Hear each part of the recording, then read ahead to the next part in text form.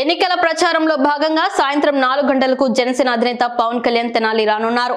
ఇప్పటికే పవన్ కళ్యాణ్ వారాహి వాహనం తెనాలి చేరుకుంది. ప్రత్యేక హెలికాప్టర్లో తెనాలి చేరుకుని వారాహి వాహనంపై రోడ్ షోలో పాల్గొంటారు. సాయంత్రం 6 గంటలకు మార్కెట్ సెంటర్లో పురవేదిక వద్ద బహిరంగ సభ నిర్వహిస్తారు.